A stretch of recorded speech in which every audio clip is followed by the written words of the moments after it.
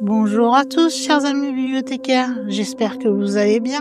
Aujourd'hui, je vais vous emmener dans le folklore des créatures, imaginaires ou non, en tout cas, créatures et légendes mystérieuses. Puisque celle-ci va nous emmener à la rencontre d'un cousin, nous pourrions dire, du loup-garou.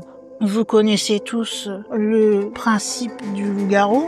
Eh bien, cette fois-ci, nous allons évoquer une créature qui s'appellerait le tigre-garou. Et bien entendu, avant de vous en dire plus sur cette fameuse créature, je vous invite à vous installer bien confortablement, à prendre peut-être quelques petites choses à grignoter et quelque chose à boire. Si vous avez un peu froid, de vous mettre sous les couvertures ou près de votre radiateur ou feu de cheminée si vous en avez un. Et bien sûr, si vous préférez faire autre chose pendant que je vous fais découvrir cette créature, n'hésitez pas. Le principe est que vous aimiez cette nouvelle vidéo et que vous appreniez de nouvelles choses peut-être sur une nouvelle créature que vous ne connaissiez pas. Si vous êtes installé, prêt, nous allons pouvoir commencer cette vidéo. Cela fait des siècles maintenant que le folklore a amené à nos oreilles les histoires différentes de loup-garou et de ses cousins, puisqu'il n'est pas le seul. Qu'il soit dans les forêts profondes, dans des montagnes reculées, qu'il soit même capable de nous côtoyer, tout site est quelque part le possible théâtre de légendes mystérieuses. C'est un peu le cas dans l'histoire d'aujourd'hui. Il y a une de ces créatures justement qui fait partie de ces légendes mystérieuses qui va se distinguer par sa force, son intelligence et une aura assez surnaturelle. Cette créature, elle s'appellerait le tigre-garou. Bien sûr, elle est moins connue que le fameux loup-garou, mais cela serait un être hybride qui serait entre l'homme et le tigre. D'où son nom, me direz-vous. Il est surtout au cœur de nombreux mythes en Asie et un petit peu au-delà de l'Asie. C'est peut-être pour cela que vous ne le connaissiez peut-être pas jusqu'alors. Comme chaque histoire concernant les loups-garous ou autres créatures mystérieuses, on se demande tout simplement si cette créature c'est juste une simple légende ou s'il y a vraiment une créature de ce genre qui aurait pu exister, c'est-à-dire qu'il y ait une part de vérité quelque part derrière des récits qui auraient été enjolivés avec le temps. On va bien sûr passer de croyances ancestrales, il y a eu des témoignages apparemment assez troublants. En tout cas, ce qui est sûr, c'est qu'apparemment ce tigre-garou a une certaine influence sur la culture populaire en Asie. Nous allons donc, dans cette vidéo, plonger ensemble pour découvrir l'histoire de ce fameux tigre-garou. Pour faire très simple, le tigre-garou, c'est une créature, bien sûr, imaginaire du folklore malais, donc en Malaisie. Le tigre-garou serait un être humain de base, comme un loup-garou, qui serait capable, lui, au lieu de se transformer en loup, de se transformer en tigre. On va surtout parler de cet être ou créature sur l'île de Java. Et elle va être aussi très fortement représentée dans la littérature et le 7e art, surtout dans les pays asiatiques. Avant de vous en dire plus, pour vous situer un petit peu géographiquement la péninsule malaise, qui normalement en malais, et désolé si je déforme un petit peu ceci, ça s'appellerait Semenanjung Tanah Malayu. Parfois on peut aussi l'appeler la péninsule de Malacca. En fait, cette péninsule malaise, c'est tout simplement une bande de terre qui se situe entre l'Asie du Sud-Est et qui part de l'ouest de la péninsule de l'Indochine, puis continue en suivant une direction nord, nord-ouest, sud, sud-est pour se partager entre la Birmanie d'un côté et la Thaïlande de l'autre. On a un petit rétrécissement aussi apparemment qui est très connu là-bas au niveau de la Thaïlande que l'on appelle l'isthme de Kra. Et ensuite la péninsule va de nouveau s'élargir et elle va se terminer à ce qu'on appelle le détroit de Johorel. Cette péninsule permet de séparer dans la partie nord la mer d'Andaman du golfe de Thaïlande et dans la partie sud le détroit de Malacca de la mer de Chine méridionale. Donc voilà à peu près pour vous dire où cela se trouve. Si vous savez à peu près où se trouve la Birmanie, la Thaïlande, c'est à peu près dans ces eaux-là. Maintenant que vous savez un petit peu plus où l'on parle le plus et où du moins celle-ci est la plus connue, nous allons pouvoir découvrir un peu plus ce qu'est ce fameux tigre-garou. Alors les informations que j'ai trouvées sur ce tigre-garou sont aussi bien des informations un peu mélangées, devrais-je dire. puisque c'est un personnage, une créature qui est présente dans le folklore, mais qui est aussi, comme je vous l'ai dit, aussi présent au niveau de la culture populaire. Donc il se peut que certains critères qui définissent ces tigres-garous se soient mélangés entre les mythes et ceux qui ont été créés au cinéma ou dans un manga ou autre en l'occurrence. En tout cas, voici ce que j'ai pu trouver pour vous en dire plus sur le fameux tigre-garou de la culture malaise. On va commencer par évoquer, ce qui est logique, les origines de ce tigre-garou.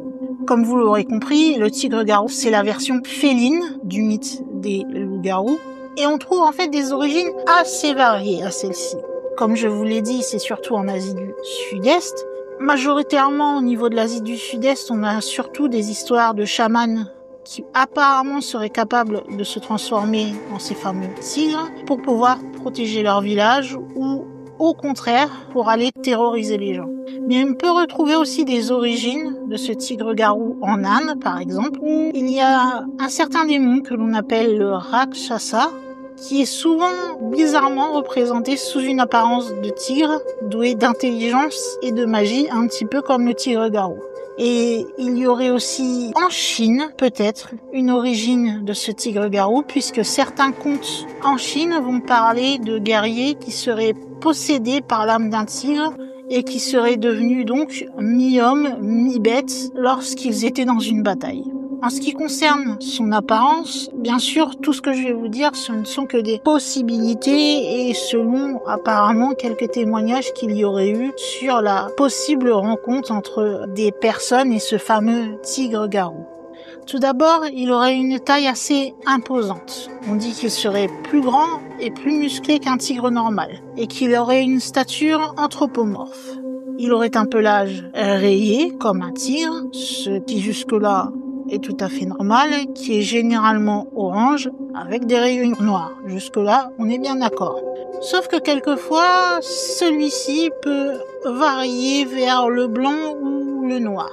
Au niveau de son visage, il va être assez félin, mais en même temps assez expressif, ce qui est assez anormal, nous allons dire, de la part d'un tigre.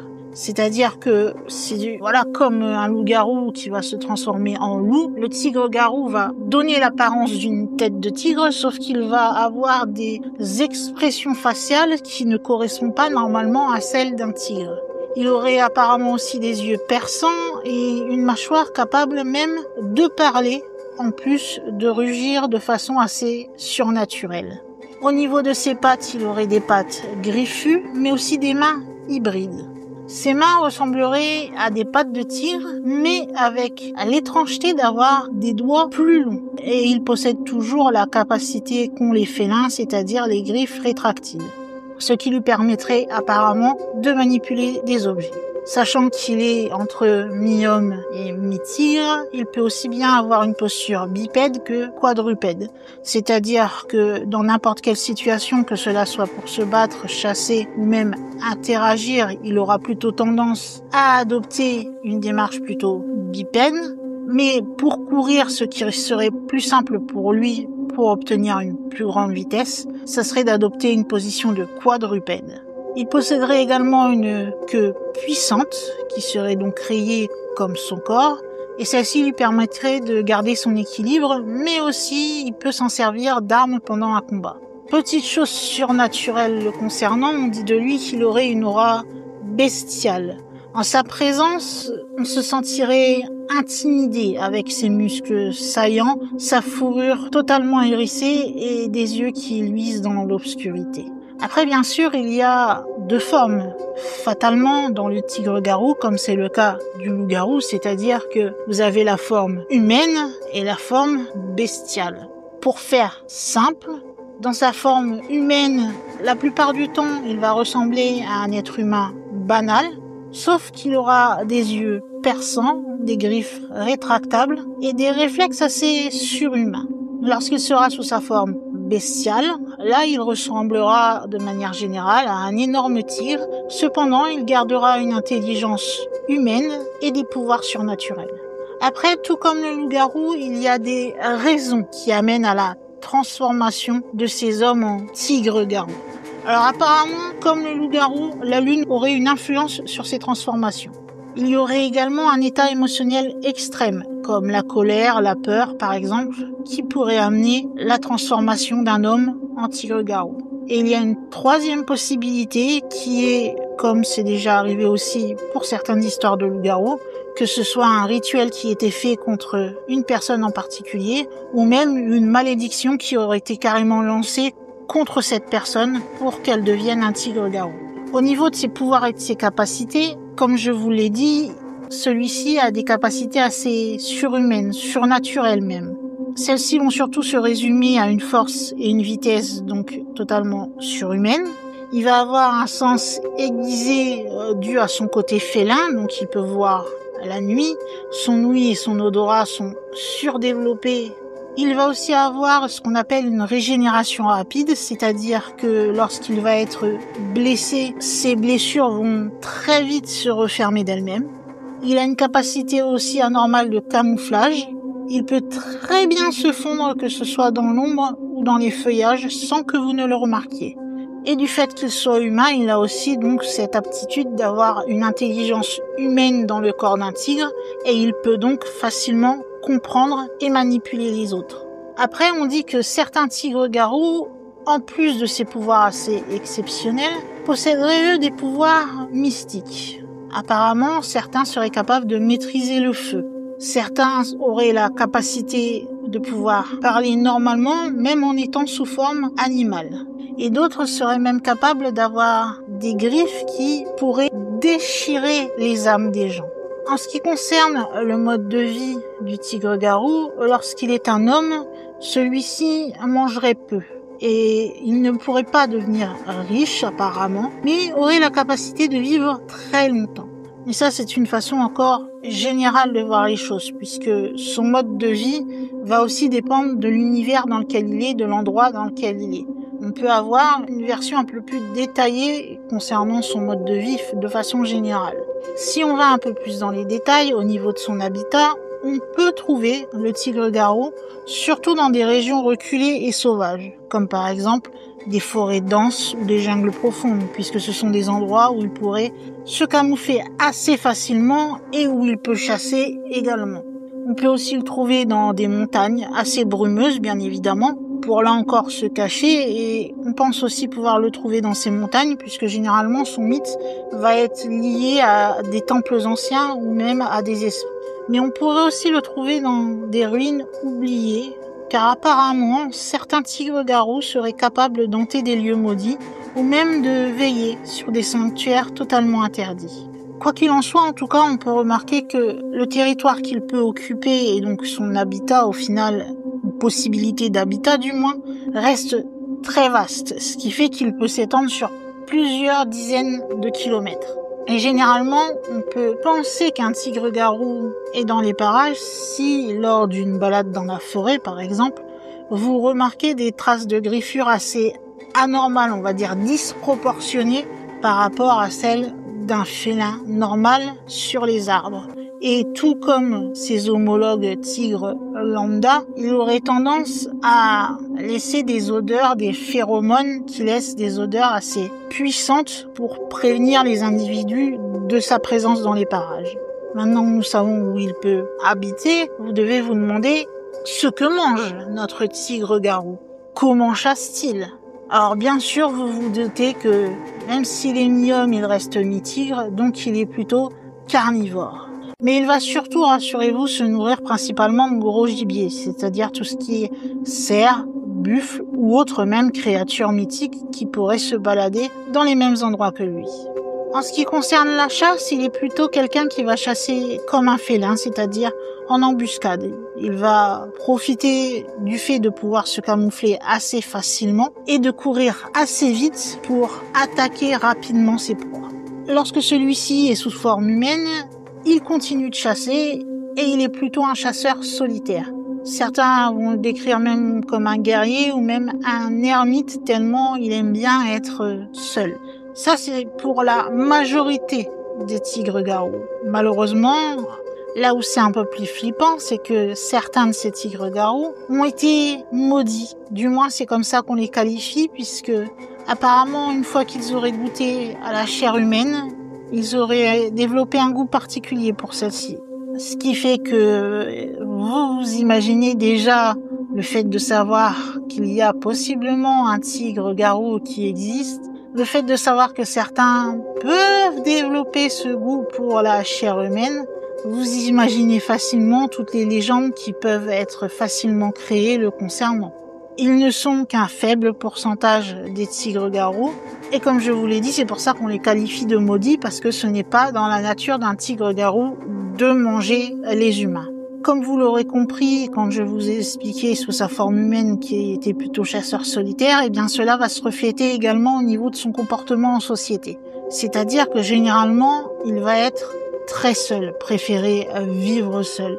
Il arrive cependant, quelquefois, que certains acceptent de former des petits clans, des petites meutes entre eux de tigres-garous.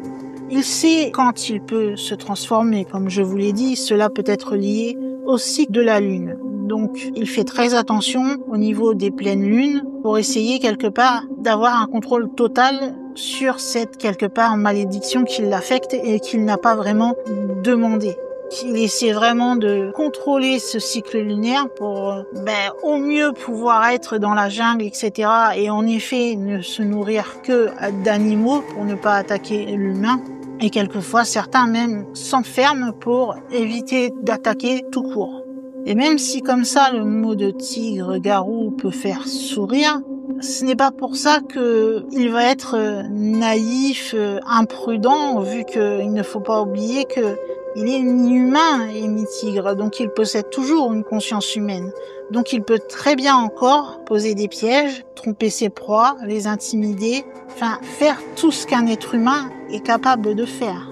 Toutefois, ça reste sa seule malice, nous allons dire. Ce n'est pas s'il trompe ses proies, ce sont plutôt, comme je vous l'ai dit, des proies animales, et s'il joue des moments avec des humains, c'est plus pour leur faire peur que pour aller dans l'optique de les attaquer et de les manger. D'ailleurs, il se trouve même que dans certaines cultures, on est plutôt tendance à vénérer le tigre-garou. Là où dans la majorité, lorsque vous évoquez le tigre-garou, vous avez plutôt un peu peur, surtout si vous ne connaissez pas la légende de cette créature mystique. Le nom vous fait généralement associer cela au loup-garou, et le loup-garou n'est pas réputé pour être la créature la plus gentille qui soit. Après, si vous en savez un peu plus, vous savez que normalement le tigre-garou n'est pas si méchant que ça envers l'humain, à part ces fameux tigres maudits qui, encore une fois, restent un faible pourcentage. Mais dans certaines cultures, il est plutôt l'inverse de ce qu'on pourrait s'imaginer, c'est-à-dire qu'on voit en ce tigre-garou plutôt un esprit protecteur, et il y a même certaines de ces cultures qui l'ont élu comme divinité de la chasse. Après, on pourrait se demander, puisque je l'ai évoqué un peu plus haut dans la vidéo, comment fait-on pour devenir tigre-garou ?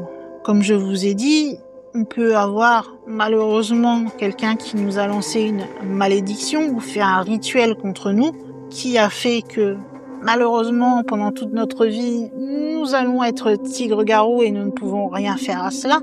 Mais il y a une autre possibilité qui est en fait le même que dans les principes du loup-garou que l'on peut voir dans un peu tous les films hollywoodiens, si on peut dire cela comme ça.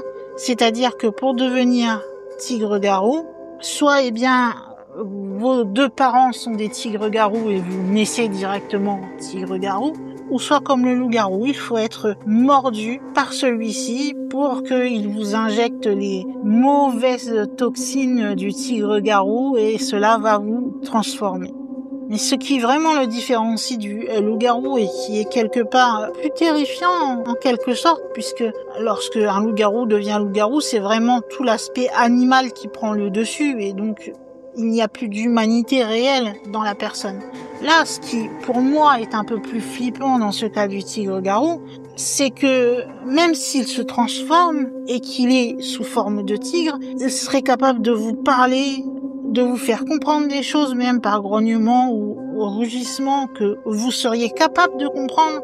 Et ça, c'est un peu plus flippant, puisque c'est vraiment le côté animal qui se mélange au côté humain. Et je sais pas comment on peut réagir face à cela. Parce que un loup-garou qui est totalement côté animal, ça fait peur, il y a rien d'autre à dire que ça, hein, puisque vous savez qu'il n'a pour but que d'essayer de vous becter, hein, pour faire plus simple. Alors que là, s'il essaie de communiquer avec vous, vous savez pas dans quel but il essaie de communiquer avec vous. Et c'est là où ça devient bizarre. Est-ce qu'il veut vous demander de l'aide, puisque la plupart, comme je vous l'ai fait comprendre, eh bien, n'ont pas demandé à être des tigres-garous, ou est-ce que ils essayent de voir ce que donne le goût de la chair humaine et devenir un de ces fameux tigres-garous maudits? On ne le sait pas. Donc je trouve ça légèrement un petit peu plus flippant, ce fait d'avoir ce côté humain qui reste malgré tout lorsqu'il est sous forme bestiale. Et qu'il soit de toute façon sous forme de tigre comme sous forme d'humain, il y a toujours en lui une lutte entre son instinct d'humain et son instinct plutôt sauvage. C'est vraiment une dualité totale. Il est tiraillé tout le temps entre sa raison et le côté bestial que l'on a tous quelque part en nous, hein, mais que voilà, en tant qu'humain, on arrive à peu près, grâce justement à notre raison, à enfermer, sauf dans quelques situations, mais pas non plus tous au point de faire des choses qui sont interdites par la loi, dirons-nous. Mais lui, c'est en permanence, qu'il soit tigre ou qu'il soit humain, il doit toujours réfléchir, se batailler dans sa tête pour éviter que l'un prenne le dessus sur l'autre et faire quelque chose qu'il ne devrait pas faire. C'est une lutte permanente. Comme vous l'aurez compris, en soi, le tigre-garou, même s'il arrive qu'il y ait, voilà, on va dire, que l'on appelle généralement avec le terme de brebis galeuse, le tigre-garou en soi, contre l'humain, n'a pas l'air vraiment de vouloir vraiment attaquer. Il suffit pour lui de s'attaquer aux animaux et cela lui va pleinement, et quelquefois il essaie même de se raisonner en se faisant attacher ou enfermer justement pour ne pas faire de mal aux autres. Donc en soi, il n'a pas l'air d'être une créature méchante. Cela n'empêche que dans la majorité des cas, lorsque l'on va évoquer le tigre-garou, on va plutôt considérer cette créature comme étant une créature plutôt maléfique. Et c'est surtout au niveau des chamans qu'ils insistent là-dessus, puisque vous savez que les chamans peuvent parler à certains esprits, dont certains seraient incarnés par des gardiens qui prendraient l'apparence de tigres, ou certains protecteurs. Donc eux, ils voudraient vraiment qu'il y ait une différence entre justement ces gardiens incarnés en tigres qui sont là pour leur donner des conseils, les protéger, etc., pour qu'ils le transmettent à leur peuple, et ces tigres-garous, donc, qui sont mi-hommes, mi-bêtes et qui n'auraient strictement rien à voir. Et dites-vous que tous ces détails que je vous ai donnés là, c'est vraiment des détails assez généraux recueillis à droite à gauche sur vraiment la généralité de comment est vu le tigre-garou en Asie du Sud-Est. Et je vous ai dit qu'il était aussi connu particulièrement sur l'île de Java. Et justement, sur cette île de Java, il y a une légende qui est assez répandue concernant le tigre-garou. C'est une légende qui se situe donc dans le Kédiri et dans le Java oriental plutôt.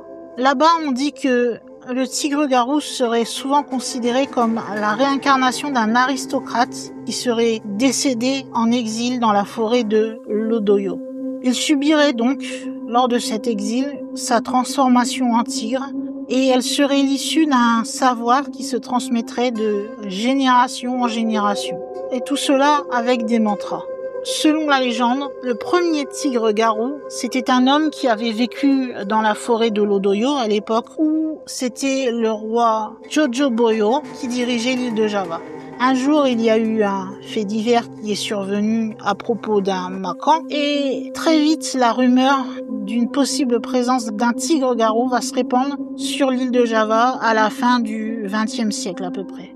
Robert Wessing va rapporter une fois que une panthère noire se serait introduite dans la région de Situbondo et que, avec ce qu'il connaissait donc de ce mythe du tigre-garou, les gens n'auraient pas vu ça comme une panthère noire, mais tout de suite auraient lancé la rumeur que cette panthère noire qui se serait donc introduite dans cette régence n'était pas une panthère noire, mais un tigre-garou.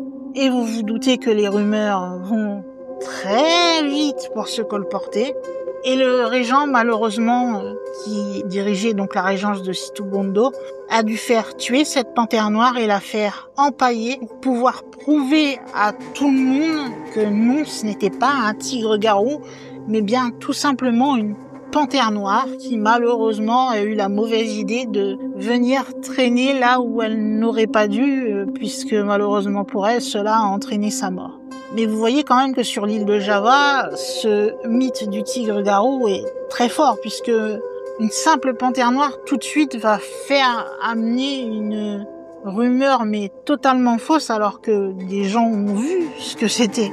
Mais on n'y peut rien, des fois les croyances sont plus fortes que la réalité et tout peut très vite être transformé et modifié. C'est pour ça d'ailleurs, vous me direz qu'il y a tant de créatures imaginaires, de légendes urbaines, de creepypasta, etc.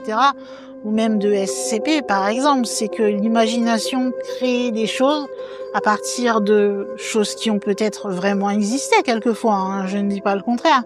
Et des fois, ça reste tellement dans la tête des gens, et là dans l'île de Java, comme cette légende est assez répandue et qu'on y croit énormément, ça va vite pour partir d'une rumeur d'une simple bête à cette créature mythique, alors que ce n'est pas forcément le cas.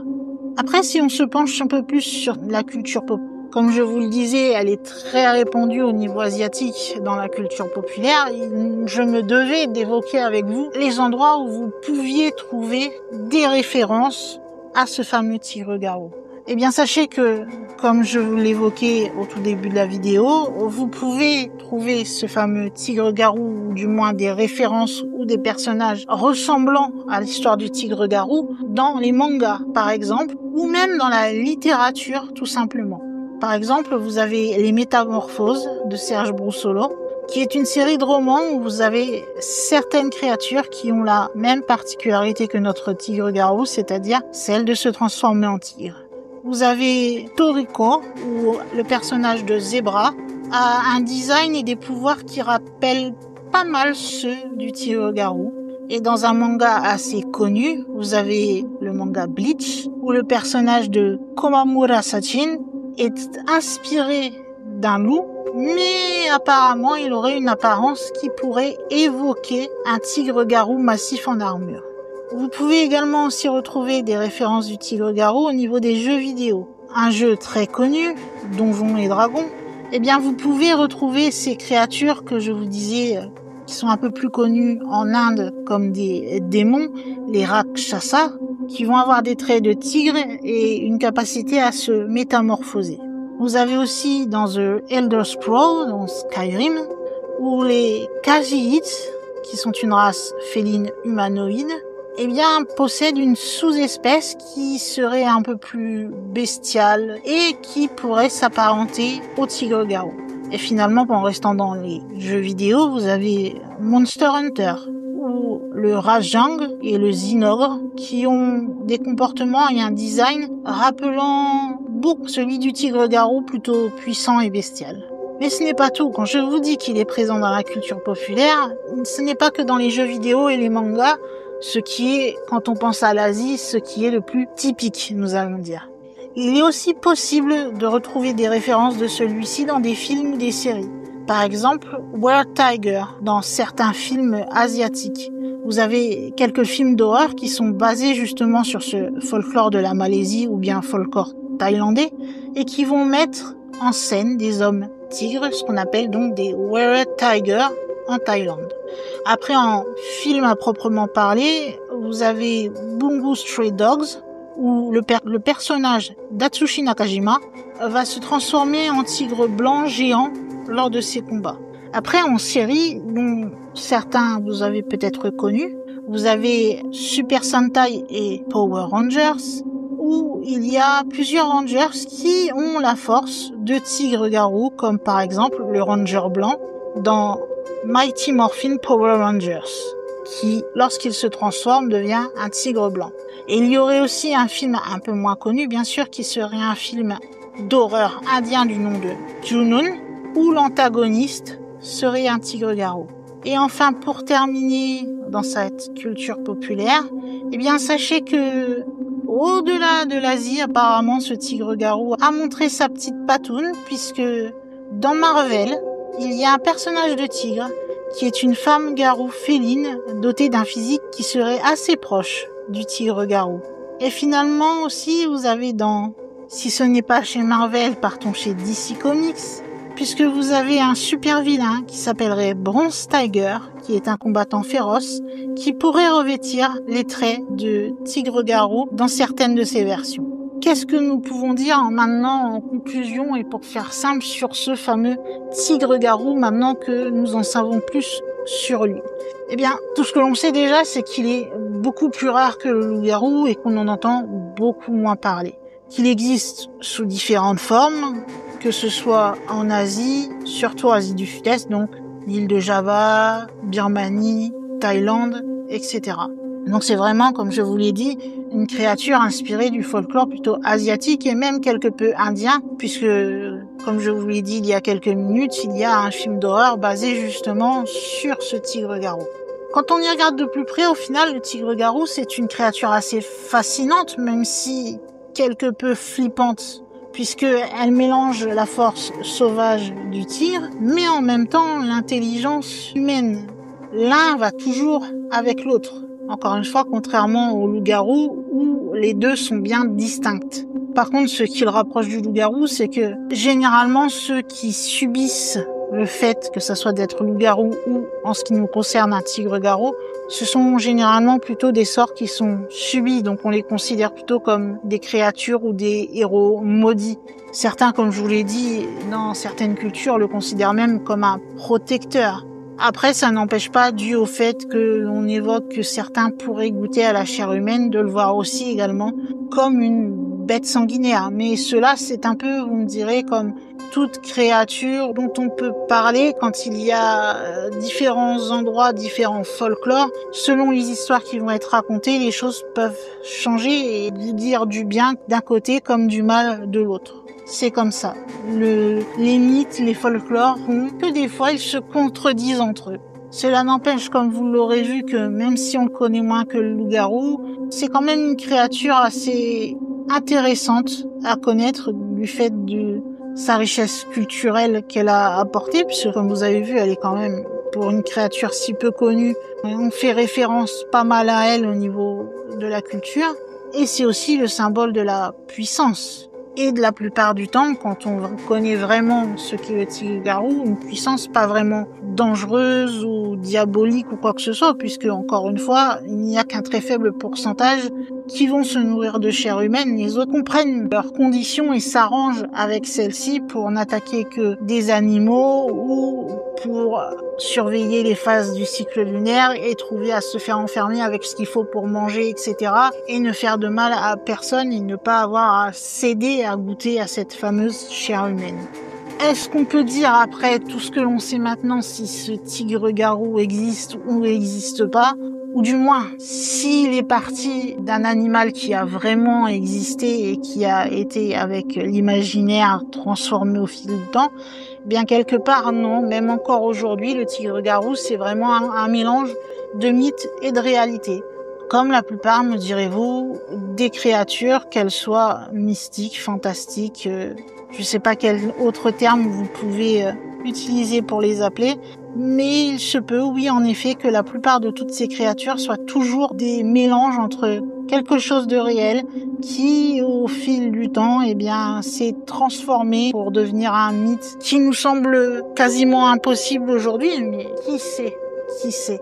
Tout ce qu'on peut dire, c'est qu'il soit une simple légende née de croyances anciennes plutôt asiatiques ou simplement le vestige d'un savoir oublié, eh bien, l'influence qu'il a eue dans le temps, elle perdure encore aujourd'hui à travers les récits, puisque, comme vous l'avez vu avec la culture populaire, on continue de l'évoquer, que ça soit dans des films, dans des jeux vidéo, dans des mangas, etc.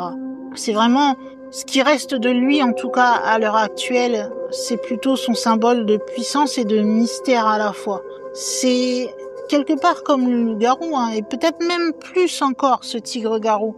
Si on y réfléchit un petit peu, il peut nous rappeler justement cette frontière qui existe entre l'homme et la bête. On pense généralement que non, l'homme n'est pas un animal, on peut pas être comparé à un animal. Je vous rappelle que dans notre cerveau, on a une partie justement qui est la partie animale Et quelquefois, quand on voit le comportement de certaines personnes, on peut se dire que la frontière que l'on croyait si grande entre l'humain et la bête, elle est parfois beaucoup plus fine qu'on aurait tendance à le penser. Mais au final, vous, maintenant que vous savez tout ça, différents types, comment ils vivent, etc., qu'est-ce que vous pensez de ces créatures? Est-ce que vous pensez que ce sont tout simplement des légendes, quelque chose qui a, avec le temps, s'est transformé? Est-ce que vous pensez que c'est possible que de telles créatures, peut-être un peu moins violentes, aient possiblement existé, et donc qu'il y ait une part de vérité dans tous ces récits qui, au fur et à mesure, auraient été déformés? Est-ce que vous pensez que, comme certains, ce tigre-garou est dangereux, démoniaque, maléfique, selon le terme que vous voulez utiliser, ou plutôt un être qu'il faut un peu plaindre, subit sa condition et n'a pas demandé à être un tigre-garou et qu'il fait ce qu'il peut? Peut-être même il vous inspire aussi un peu de pitié, quelque part, face à leurs conditions non voulues. En tout cas, pour me dire ce que vous en pensez, comment vous réagissez par rapport à cette créature, si vous la connaissiez déjà, etc. Vous savez que vous pouvez m'expliquer, vous exprimer et me dire tout ça. Donc, dans les commentaires sous la vidéo, je vous demande pas de me faire un message de je ne sais combien de lignes, mais vous pouvez prendre le temps de vous exprimer et d'écrire quelques lignes pour me dire votre avis. Si vous connaissez cette créature ou non, ce que vous en pensez, est-ce qu'elle vous fait plus peur que le loup-garou ou moins peur, etc., etc. Tant que vous êtes respectueux dans les commentaires, vous avez le droit de donner votre avis, il n'y a aucun problème. Vous pouvez également aussi, si jamais ce genre de vidéo vous intéresse, pour en avoir plus, vous abonner à la chaîne qui est totalement gratuit, je le rappelle encore une fois. Si vous êtes abonné, déjà je vous remercie. Je vous invite également à vérifier que votre petite cloche est bien activée pour recevoir une notification dès qu'une nouvelle vidéo est publiée. Et puis vous savez que si jamais vous êtes trop timide pour laisser un petit commentaire, vous pouvez me montrer tout simplement que vous avez aimé la vidéo et les recherches qui ont été faites pour vous partager celle-ci en mettant un petit like qui fait toujours plaisir également. Eh bien, je crois, mes chers amis, que pour aujourd'hui, nous allons pouvoir fermer notre livre sur les loups-garous et ses cousins et le ranger à la place correspondante dans la bibliothèque et qu'il va être donc temps pour moi, en tant que gardienne de la bibliothèque, de fermer les portes de celle-ci et de vous dire à la semaine prochaine pour une nouvelle vidéo. Bye!